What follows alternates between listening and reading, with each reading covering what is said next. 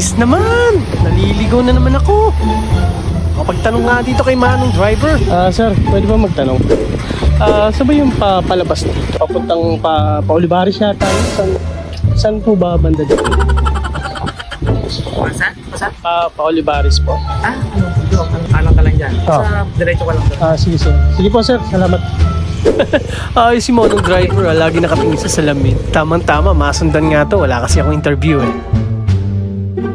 Ako may ada ang pinagka magandang lalaki. What?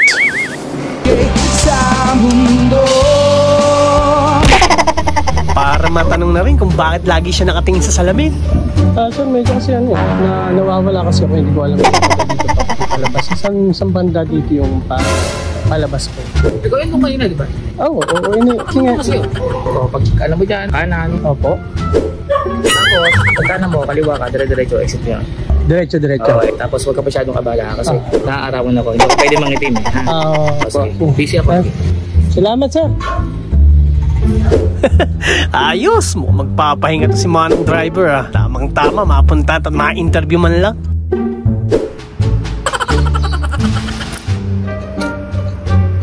Sir. Ganda nga. Tatanong lang sana ako. Kasi kanina pa kita napapansin. Habang nag-deliver ka, medyo ang pogi mo, sir. Ang pogi mo, sir. Ako may ada. Like kayo, sir. Parang poging-pogi. Okay lang ba sa inyo na na-interview ko lang kayo? Pogi ako? Sir. Pwede. Sir, bakit ang pogi nyo? Alam mo kasi, kakapugian ng tao, ibinabagay sa mukha. Minsan, hindi naman natin sinasadya, pinanganak pa yung pogi. Ang lakas ng feeling ah. Sir, anong pangalan nyo nga pala? Cutie Arnold. Si Sir Arnold ba? Nag-iisa na lang ba sa mundo? Endangered na. Kasi alam mo, ang lahi ko talaga. Isa ako Italiano. Italiano, bakit? Bakit, sir? Hapita, Hapilocano. Sir, yung kapogian nyo, namamana po ba yan, sir? Merong pagkakataong namamana, bihirang-bihira. Naipapasa rin. Na ipapasa. Ipasa sa'yo ng magulang yung kapogian mo, sir? Yes! Italiano din sila eh. Kasi nga, kaya nga ako nag-Italiano, yung nanay ko, Ita, yung tatay ko, Ilocano. Ita, sir, Ita. Hapita, Hapilocano, Italiano. Okay. So, sir, Nakikinig ka ba? Oo. Gamitan mo ng konti. So, sa Pogi Arnold, may nagpapatibok ba ng puso mo, sir?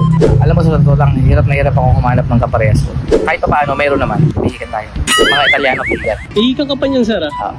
Hapita, Hapilocano, pihikan yan. Okay, sir. Yung name ng napakaswerteng babae na to, sir, na patibok ng puso mo, sir.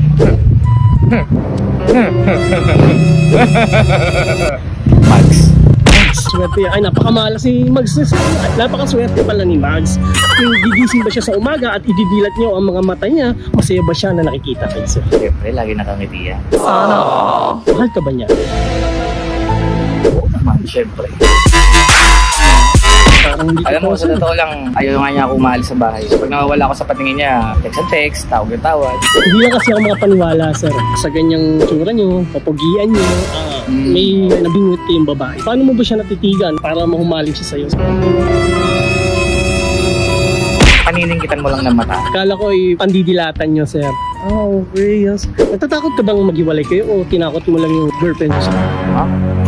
Takot siya, maghiwalay. Takot siya maghiwalay kayo, sir. Bihirang-bihira siya makakakita ng katulad ko. Wow, grabe. Sa gwapo kong to, never mangyayari. Paano mo siya napapasaya? Kapugian mo, sir. Bigyan kita ng tip. Simple lang. Alam mo, tontuwa siya sa akin pag nilalambing ko siya sa gabi. Natutulog na siya. Andyan yung minsan tatakpan ko siya ng unan. Pag hindi siya makahinga, bibitawan ko. Sabi ko, love you. Wow! Never ko siyang hilingan ng pera. Kahit isang beses. Kasi yung wallet naman niya nasa aparador. Kumukuha na lang ako. So, nagkukusa ka na, sir. Never ako humingi. Oo. Tayo mga lalaki, huwag tayong hihingi ng pera sa babae. Dapat tayo ang gumagastos. Kaya gagawin natin, tayo na lang ang kukuha ng kusa. Huwag nyo na ipaalam. If ever niya mapapanood niya tong video na to, ano yung best message mo sa kanya?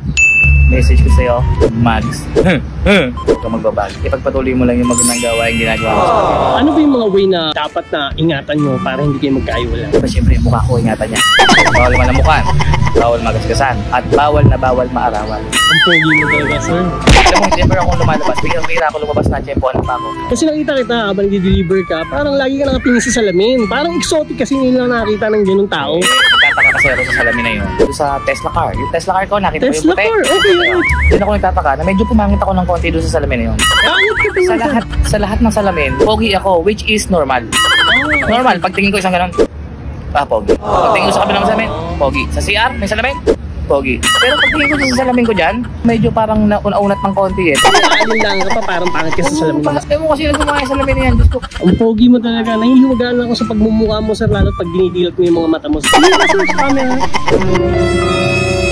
Ang pogi mo, sir. Ang pogi mo talaga. Sabi ko sa'yo. Minsan ba, sir, talagang nagigisingkit ka ba? O talaga yung pagmamata mo is dilat? Natural na singkit, tsaka dilat. Kaya ang tawag sa akin, chinilat. Kaya nga Italiano. Hapita, hapilopano, chinilat. Thank you, sir. Salamat. Napakaganda ng message mo, sir. Kinabalan mo ako ng gusto ha.